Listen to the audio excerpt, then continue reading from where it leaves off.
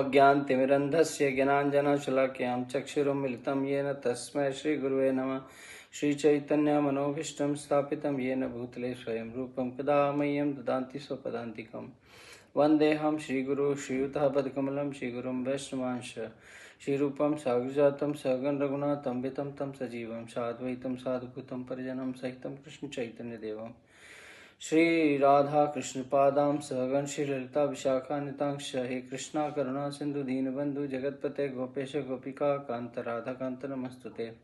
तप्त कांचन गौरांगी राधे वृंदावनेश्वरी विश्वानुसुते देवी प्रणमामि हरिप्रिये। वाञ्छाकल्पतरुभ्यश्च कृपा सिन्धुभ्यश्च पतितनां पावनेभ्यो वैष्णवेभ्यो नमो नमः।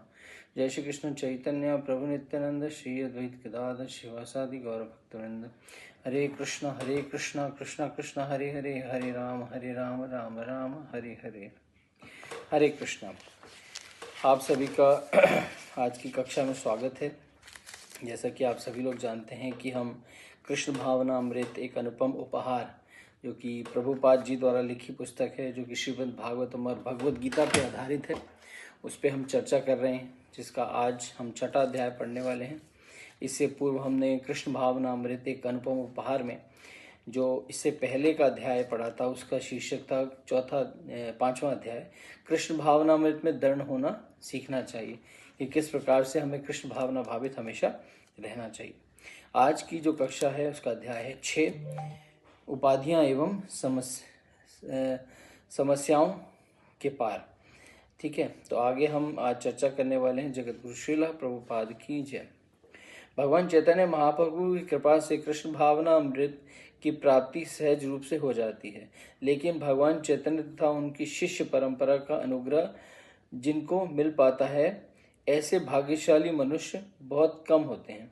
भगवद गीता के अनुसार मनुष्याणाम सहस्रेषु कश्चिद यतति सिद्धये यतात्मपि सिद्धानां कश्चनाम वेति तत्वतः, कि हजारों मनुष्यों में कोई एक सिद्धि के लिए प्रयत्न करता है, और जिन लोगों ने सिद्धि प्राप्त कर ली है उनमें से कोई विरला मुझे तत्व में जानता है। भगवद गीता 7.3। तो यहाँ पर जो है भगवान कह रहे हैं कि कोई कुछ विरले ही हैं जो मुझे प्राप्त कर पाते हैं। सब जो मुझे जान जाते हैं, समझ पाते हैं, वही मुझे प्राप्त कर सकते हैं। भगवत साक्षात्कार पशुओं तथा पशुतुल्य मनुष्यों या मानव रूपी पशुओं के लिए संभव नहीं है। समकालीन सभ्यता बहुत कुछ पशुओं की सभा जैसी है, क्योंकि जैसा पहले बताया जा चुका है, यह पाश्विक प्रवृत्ति के आधार पर संचालित होती है। पक्षी तथा पशु भोर होते ही जग जाते हैं और भोजन तथा मैथुन की खोज में व्यस्त हो जाते हैं, एवं अपनी अपनी आत्म रक्षा के लिए प्रयत्नशील रहते हैं। रात्रि में वह आश्रय खोजते हैं और भोर होते ही पुनः बीज तथा फल की खोज में वृक्षों की ओर उड़ जाते हैं। इसी प्रकार न्यूयॉर्क के लोग के बड़े बड़े समूह एक द्वीप से दूसरे द्वीप की यात्रा जल नौका से करते हैं, या किसी सबवे स्थानीय भूमिका रेल से करते हैं की प्रतीक्षा करते हैं, जिससे अमेरिका की खोज के लिए वे अपने अपने कार्यकलापों का जा सकें, जो एक पशु जीवन की तुलना में किसी तरह से प्रगति करें।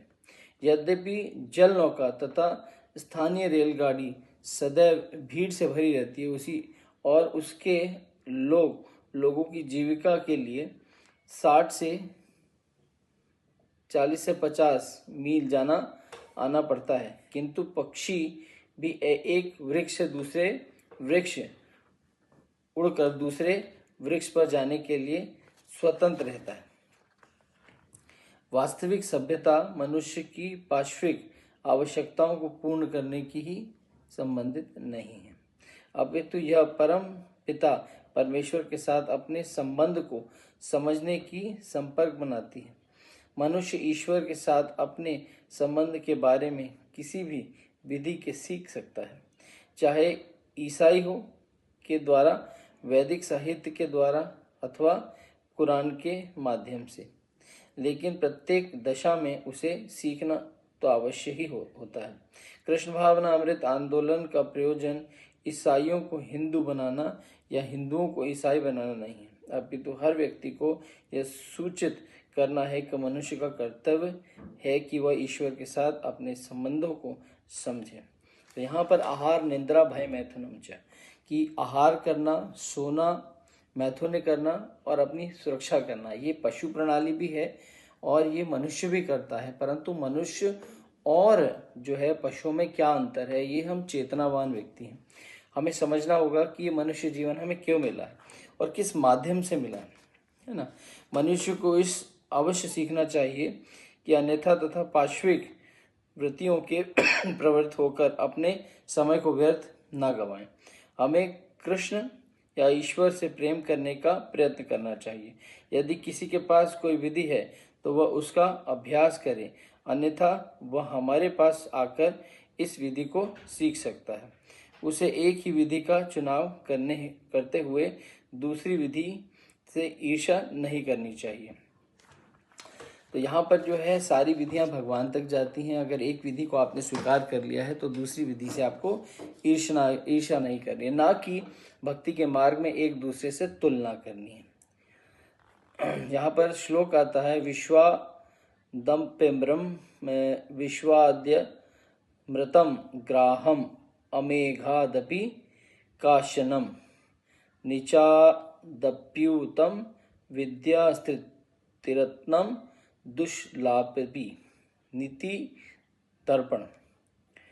चाणक्य पंडित कहते हैं कि जो अच्छा हो उसे किसी भी स्रोत से ग्रहण कर लेना चाहिए। यदि वह गिलास में कुछ विष हो और कुछ अमृत भी हो तो चाणक्य के कथानुसार मनुष्य को चाहिए कि अमृत को निकाल ले और विष को उसी में रहने दे। इसी प्रकार यदि किसी को कूड़े में सोना पड़ा मिलता है तो उसे उठा लेना चाहिए। इसी प्रकार से यद्यपि वैदिक शिक्षा पद्धति के अनुसार ब्राह्मण जैसे बुद्धिमान व्यक्तियों से ही शिक्षा ग्रहण करनी जानी चाहिए, लेकिन यदि किसी निमित्त जाति वाले के सत्य सीखता है तो उसे शिक्षा के रूप में स्वीकार करके उसे विधि का ग्रहण कर लेना चाहिए। हमें यह नहीं सोचना चाहिए यह निम्न जाति में उत्पन्न हुआ है, अभी तक शिक्षा नहीं स्वीकार किया जा सकता। तो यहाँ पर जो है शिक्षा के आधार पर चलना चाहिए, अनुकूलम प्रतिकूलम, जो अनुकूल है उसको अपनाना और प्रतिकूल को तुरंत त्याग देना चाहिए। तो ये समझना चाहिए। डायरेक्ट इनडायरेक्ट नॉलेज, कई चीज़ें ऐसी होती हैं जो नहीं करनी चाहिए वो भी हम देख के सीख सकते हैं, और जो करनी चाहिए वो तो हमें सिखाती ही हैं। एक बहुत सुंदर उदाहरण आता है श्री राम और रावण का। रावण हमें इनडायरेक्ट नॉलेज दे रहे हैं और राम हमें डायरेक्ट नॉलेज दे रहे हैं, है ना। तो यहाँ पर जो है अनुकूलम प्रतिकूलम, क्या नहीं लेना है और क्या चुनाव करना है, उस पर हमें समझना चाहिए। जो आपके भक्ति को आगे बढ़ाने वाली हो, आपके चरित्र को अच्छा करने वाली हो, उन चीज़ों को अपना लेना चाहिए, और जो आपके चरित्र को गिराने वाली हैं, जो आपके स्वभाव को गिराने वाली हैं या भक्ति से आपको विलग करने वाली हैं, उन चीज़ों को तुरंत ही त्याग देना चाहिए। इसी प्रकार यदि कोई ईश्वर को सचमुच जानना चाहता है तो उसे यह नहीं सोचना चाहिए कि मैं ईसाई हूँ, मैं हिंदू हूँ या मैं मुस्लिम हूँ। यदि कोई समुचित ईश्वर प्रेम को समझना चाहता है तो उसे यह विचार करना चाहिए कि कौन सी विधि व्यवहारिक है। उसे यह नहीं सोचना चाहिए कि मैं क्यों हिंदू या वैदिक शास्त्रों का पालन करूं। वैदिक शास्त्रों के पालन करने का उद्देश्य ईश्वर प्रेम विकसित करना है। जब उच्च शिक्षा के लिए विद्यार्थी अमेरिका जाते हैं तो वे यह विचार नहीं लाते कि अध्यात्म अमेरिकी है, जर्मन है या किसी अन्य राष्ट्रीय वाला है। यदि वह उच्च शिक्षा ग्रहण करना चाहते हैं तो वह आता है और शिक्षा ग्रहण करता है। इसी प्रकार यदि ईश्वर को समझने तथा उन पर पहुंचने की कोई प्रभावशाली विधि है जिस प्रकार की यह कृष्ण भावनामृत विधि है, तो मनुष्य को चाहिए कि उसे ग्रहण करे। भक्ति की इसी विधि को केवल्या भक्ति सभी लोग नहीं, अपितु जो बुद्धिमान है तथा भाग्यशाली हैं वही ग्रहण करते हैं, और उसकी एकमात्र अभिलाषा कृष्ण की सेवा करने की रहती है। भक्तगण ब्रह्म मुहूर्त में लेकर रात्रि में देर तक कृष्ण की सेवा में लगे रहते हैं। यह केवल्य भक्ति या शुद्ध भक्ति कहलाती है, क्योंकि भक्ति के भक्तों के लिए अन्य कोई कार्य नहीं रहता। यह विधि सबके लिए संस्तुत की जाती है, और यह समस्त धार्मिक विधियों की सिद्धि है। तो यहाँ पर कहा जाता है कि व्यक्ति सुबह से शाम तक, जो भक्त है सुबह से शाम तक केवल भगवान की सेवा करता है। ऐसा इसलिए कहा जाता है, जब वो प्रातःकाल उठता है तो भगवान के लिए भोग बनाता है, उसी का उच्चिष्ट पाता है। जो भी कार्य करता है, चाहे वो दफ्तर जाता है, ये सोचता है कि मैं भगवान की सेवा के लिए धन कमा रहा हूँ और इसको भगवान की सेवा में लगाऊंगा, या भगवान की सेवा में जो हमारे भक्त हैं, हमारे घर में जो हमारा परिवार है, उसको भी जो प्रसाद ग्रहण करना है, जो उनका भरण पोषण करना है, वो भी भगवान की सेवा को ही समझ के करता है। तो वो क्या करता है, 24 घंटे अपनी सेवा में नियुक्त रहता है। यह सदैव पुंसाम परो धर्म यतो भक्तिर अधोक्षज। संस्कृत में परा तथा अपरा दो शब्द हैं। धर्म के प्रति श्रेष्ठ, दिव्य तथा निष्क्रिय भौतिक विचारधारा का वर्णन करते हैं। भौतिक ग्रंथ, भौतिक धर्म अर्थात भौतिक लाभ के लिए किए गए धर्म के पालन हेतु लोग सामान्यतः गिरजाघर या मंदिर में जाकर प्रार्थना करते हैं, हे ईश्वर हमें आज की रोटी दीजिए। वास्तव में ऐसी याचना करने की जरूरत नहीं है, क्योंकि रोटी की व्यवस्था तो सबके लिए की गई है। यहाँ तक कि पक्षी तथा पशु गिरजाघर एवं बिना ईश्वर के मांगे बिना अपने भोजन प्राप्त कर लेते हैं। इसी प्रकार हमें भी रोटी प्रदान की जाती है। हमें एक गिरजाघर जाने या नहीं, समस्या यह नहीं है, क्योंकि सड़कों पर भूख के मारे कोई नहीं मर रहा होता। हमें एक भी पक्षी, पशु तथा चींटी भी भूख से मरती नहीं दिखती। भोजन तो है, हमें उसके लिए चिंता नहीं करनी चाहिए। यदि बुद्धि का उपयोग करना है तो कृष्ण या ईश्वर के लिए करना चाहिए। समय का यही सदुपयोग है। ईश्वर के राज्य में रोटी की कमी नहीं है। तो यहाँ पर हम हमेशा क्या करते हैं, हम वो मांगते हैं जो हमें नहीं मांगना चाहिए, क्योंकि इतना बड़ा हाथी जो है टनों में खाता है, फिर भी भगवान इतने बड़े जंगल में उसकी भरण पोषण का पालन करते हैं। यहाँ तक कि जो पशु पक्षी हैं जंगल में रहते हैं, उनका भी आहार भगवान निर्धारित कर देते हैं। तो जो व्यक्ति जन्म लेता है उसका आहार पहले से ही निर्धारित होता है, कोई भूखा नहीं मरता। उसी प्रकार से हमें क्या मांगना चाहिए वो बहुत ज़रूरी है। एक बहुत सुंदर सी स्टोरी आती है कि एक बार एक राजा था, वो देशाटन पे जाना चाहता था।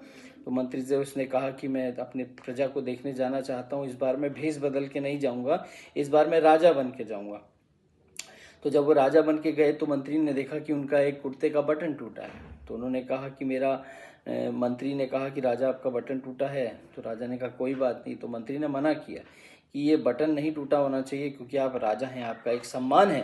तो यहाँ पर जो है उसके सम्मान के लिए उन्होंने कहा कि पास में एक बहुत माहिर दर्जी है, मैं उसको बुलाऊंगा, वो फटाफट आपका बटन टाकेगा, एक सैनिकों की दीवार बनाएंगे, कोई भी नहीं देख पाएगा और फटाफट अपना कार्य करके वहाँ से निकल जाएगा।